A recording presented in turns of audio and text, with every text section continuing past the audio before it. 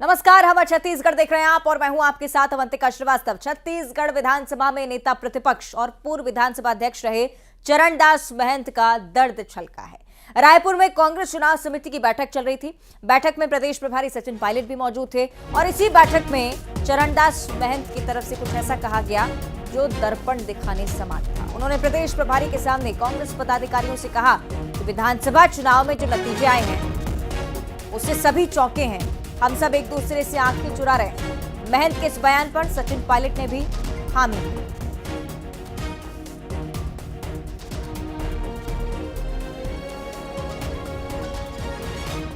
विश्वास नहीं हो रहा है और सचमुच में कहें, आप तो अनुभवी आदमी हैं, हम लोग अभी भी एक दूसरे का मुंह चुरा के ही घूम रहे हैं, नज़र से नज़र नहीं मिला पा रहे। ये सबकी हालत है और हम लोग काफ़ी दुखी हुए हैं।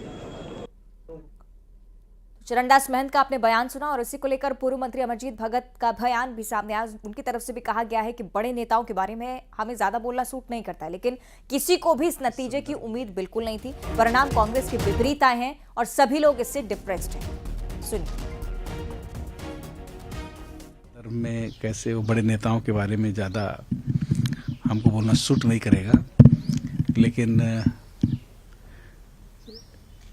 किसी को भी इस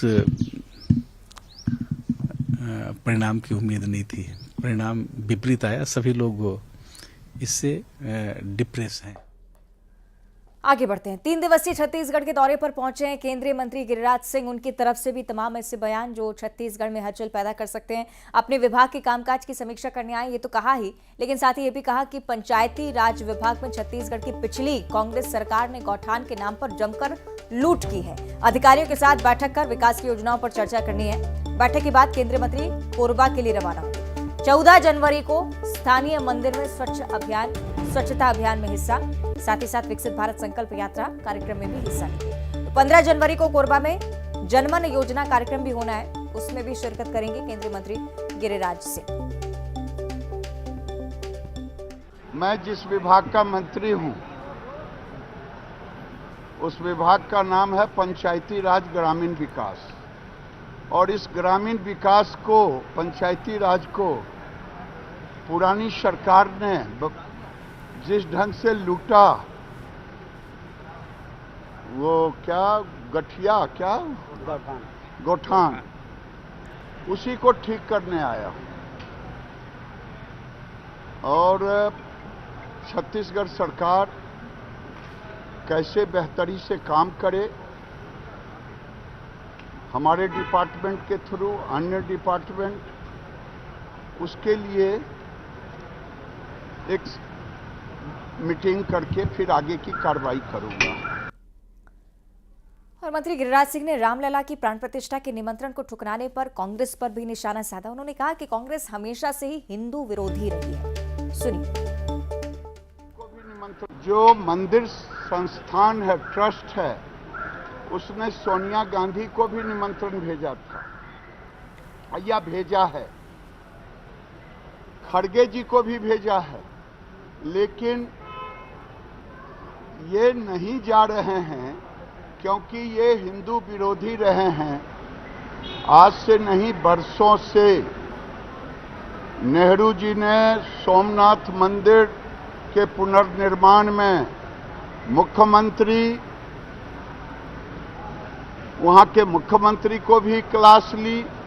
हमारे राजेंद्र बाबू जो प्रथम राष्ट्रपति थे उनको भी मना किया, क्योंकि वो कहते थे कि मैं बाय डिफॉल्ट मैं हिंदू हूं। तो केंद्रीय मंत्री की तरफ से बयान आपने सुना और पलटवार आने में भी देर नहीं लगी। पूर्व मंत्री शिव कुमार डहरिया, जिनकी तरफ से कहा गया है कि बीजेपी चुनावी वैतरणी पार करने के लिए आधे अधूरे राम मंदिर में प्राण प्रतिष्ठा कर रही है। बीजेपी धर्म के नाम पर राजनीति करती है। गौठान घोटाले के आरोपों पर भी पलटवार किया है।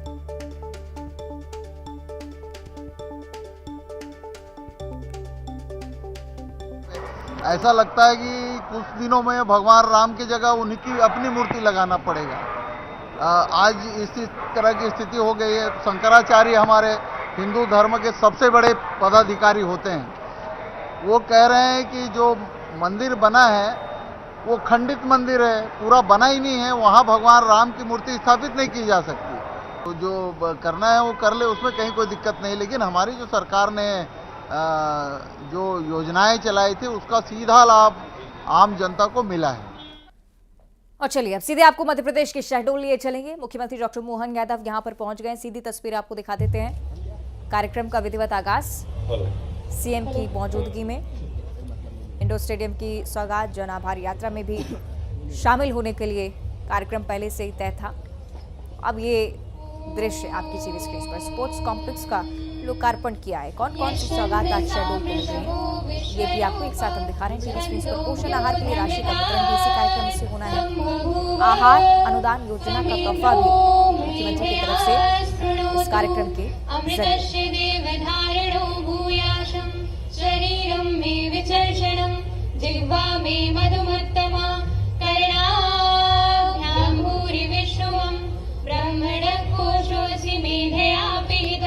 श्रुतं मे गोपाय।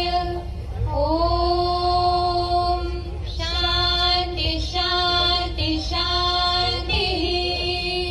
ओम मेघा देवी जुषमाणा न आगात् विश्वासी भद्रा सुमनस्यमाना त्वया जुष्टानुगमाना दुरुत्तान् बृहत्तदेव विदते सुवीराः त्वया दुष्टर्षिर्भवति देवी त्वया ब्रह्मा गतश्रीरुतत्वया त्वया दुष्टश्चित्रं विन्दते वशुषानो जुषश्वतविणो न मेधे मेधां म इन्द्रो ददातु मेधां देवी सरस्वती मेधां मे अश्विना उभावा दत्तां पुष्करस्प्रजा अप्सरासु तया मेधा गन्धर्वेषु च यन्मना देवी मेधा सरस्वती मेधा सुरभिर्जुषता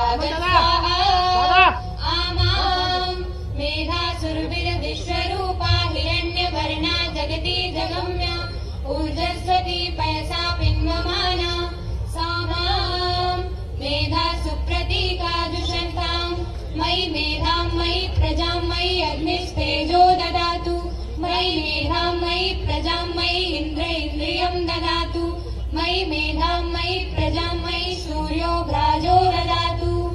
ओम हंस हंसाय विद्महे परमहंसाय धीमहि तन्नो हंस प्रचोदयात्।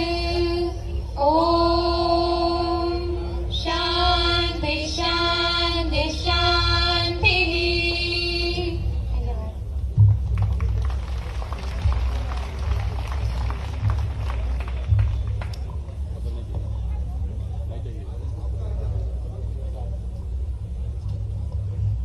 मेरा अनुरोध मध्य प्रदेश कैबिनेट मंत्री माननीय विजय शाह जी को जोरदार तालियों के द्वारा विद्यार्थी मंच पर आमंत्रित करें।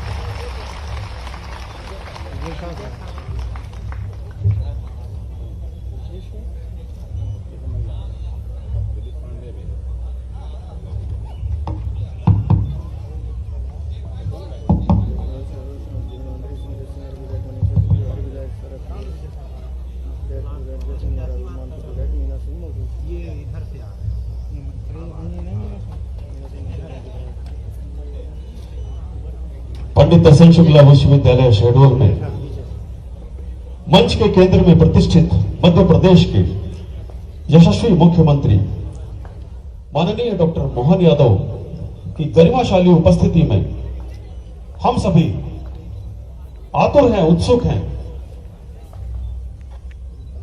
निवेदन है कि ज्ञान के इस मंदिर में मां सरस्वती के इस प्रांगण में अपने अमूल्य अमृत वचनों से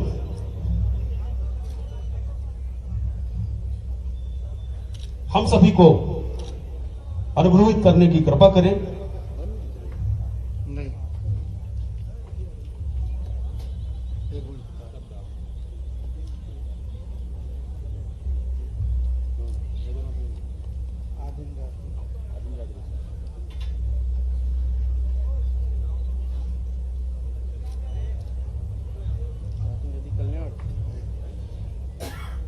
जोरदार तालियों के द्वारा माननीय मुख्य अतिथि महोदय को आमंत्रित करिए।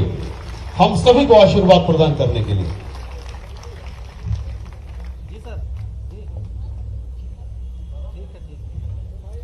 माननीय मंत्री जी महोदय का स्वागत, उनका अभिनंदन।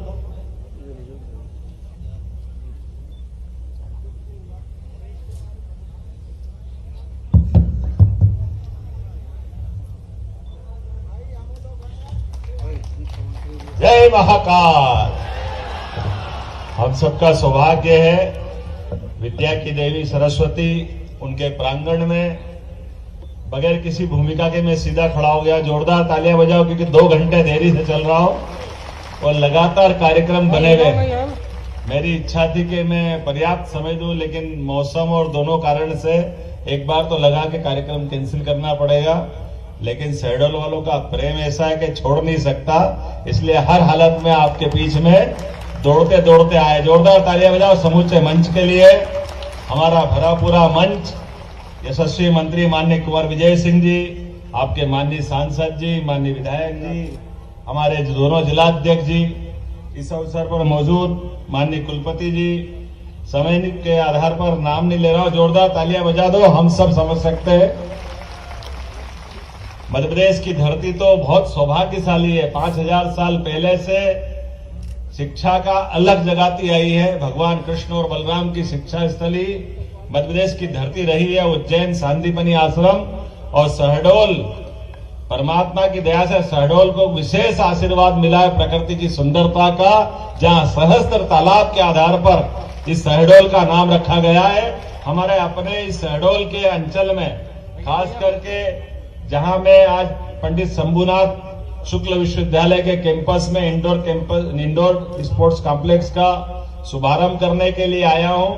आज के साथ कुछ समय पहले जब मैं शिक्षा मंत्री के नाते आया था तो उस कैंपस में गया था। इस कैंपस में आना बाकी रह गया था। परमात्मा ने तालमेल बनाया दोनों तरफ आने के साथ। यहाँ खास करके वनांचल क्षेत्र में आदिवासी भाई बहनों के लिए, बाकी लोगों के लिए भी जिस प्रकार से यशस्वी प्रधानमंत्री काम कर रहे हैं, मैं अभिनंदन करना चाहूंगा नरेंद्र मोदी जी का आपके माध्यम से, जिनके कारण से नरेंद्र मोदी का नाम ही ऐसा है, माननीय यशस्वी प्रधानमंत्री का, जिनका नाम मुंह से निकले नहीं कि रोमांच से भर जाता है व्यक्ति, उत्साह और उमंग से भर जाता है। एहसास होता है कि हाँ, 142 करोड़ देशवासियों के बीच एक ऐसे यशस्वी प्रधानमंत्री है जिनके लिए हम न केवल भारत बल्कि 200 से ज्यादा देश जो दुनिया भर में अलग अलग जगह फैले हुए हैं, वो हर कोई चाहता है कि काश हमारे भी कोई नेता ऐसे हो जैसे नरेंद्र मोदी देश भारत के प्रधानमंत्री है। ये हमारा सौभाग्य है। परमात्मा की कृपा से लंबे समय की कई आरोह अवरोह करती अव्यवस्थाओं के बीच, कई प्रकार के कष्टों के बीच यशस्वी प्रधानमंत्री ने अपने भारत के आगे बढ़ने का जो राह बनाई है, उस राह में बहुत सारी अच्छी बातें जोड़ी है। उसमें एक सबसे बड़ी बात, नई शिक्षा नीति को लेकर के 1835 की लॉर्ड मेकाले की शिक्षा नीति के माध्यम से हमारी गौरवशाली परंपरा, हमारे अपने इस भारत की शिक्षा की व्यवस्था, जिसके कारण से दुनिया हजारों हजार साल से भारत को एक विशेष कारण से जानती थी।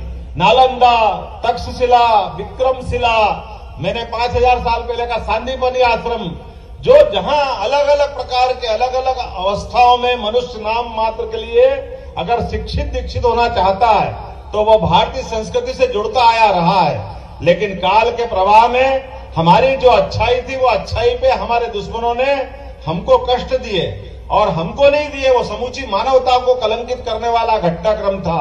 लेकिन मुझे इस बात की प्रसन्नता है, यशस्वी प्रधानमंत्री के नेतृत्व में भारत ने पुनः नई शिक्षा नीति लागू करके वो गौरवशाली क्षण हासिल करने के लिए अपना ठोस कदम बढ़ाया है। यशस्वी प्रधानमंत्री के नेतृत्व में अब हमारी नई शिक्षा नीति में वो सारी चीजों को समाहित किया है जिसके कारण से भारत जाना जाता रहा है।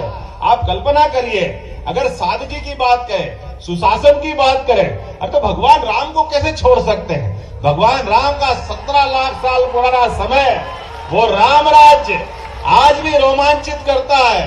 आदर्श पिता, आदर्श पुत्र, आदर्श पति, आदर्श शासक और अपने सब कुछ जुटा करके भी आनंद के साथ जीवन जीते हुए पूरे देश के भले के लिए जो लगातार अपना जीवन जीते रहे।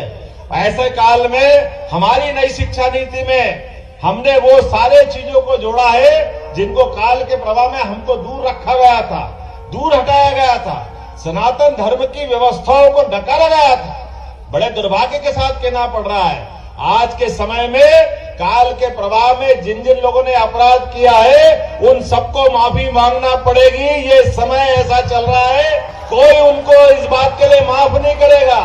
ये लोग आज भी भगवान राम के मंदिर के आमंत्रण को ठुकरा रहे हैं। भैया भारत पता नहीं कौन से जमाने के लोग हैं, क्या सोचते हैं। भगवान राम के प्राण प्रतिष्ठा के अवसर को, और वो भी अयोध्या के अवसर को, वो सारे लोग हैं जिन्होंने पहले भी गलत बोला था और आज भी उस बात को ठुकरा करके फिर गलती कर रहे हैं। मैं आज इस सम्मानी मंच से निवेदन करना चाहता हूं कि अभी भी समय है, 22 तारीख में बहुत समय है। विचार करना चाहिए जिन जिन लोगों ने निर्णय किया कि हम राम मंदिर के प्रस्ताव को, राम मंदिर के निर्माण कार्य के बाद होने वाली प्राण प्रतिष्ठा को नकार रहे हैं।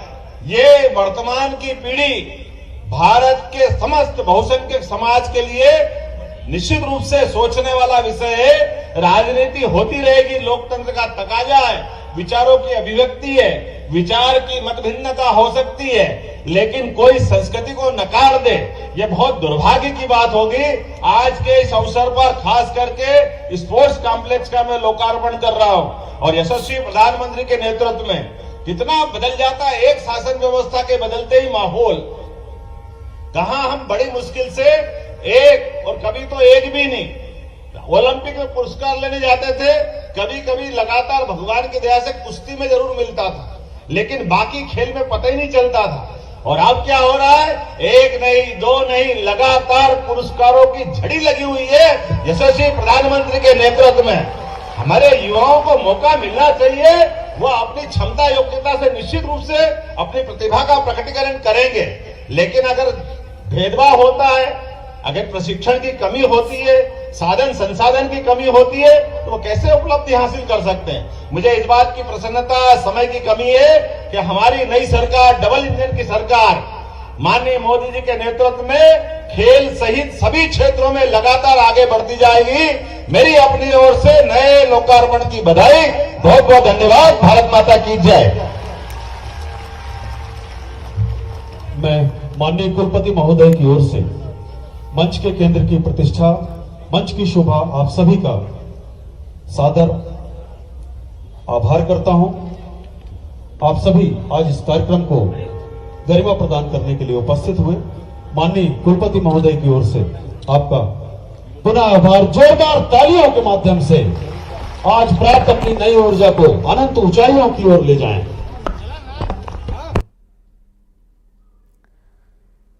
तो ये तस्वीरें आप देख रहे थे शहडोल से। सीएम डॉक्टर मोहन यादव मंच पर मौजूद थे। संबोधन में तमाम बड़ी बातें उनकी तरफ से कही गई। कौन कौन सी सौगात लेकर आए हैं ये भी बताया, साथ ही युवाओं को सीधे प्रेरित किया खेलों की ओर बढ़ने के लिए।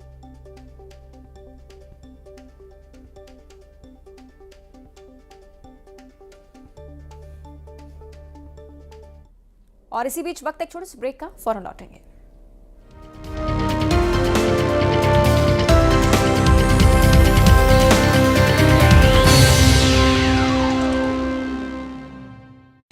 Headlines presented by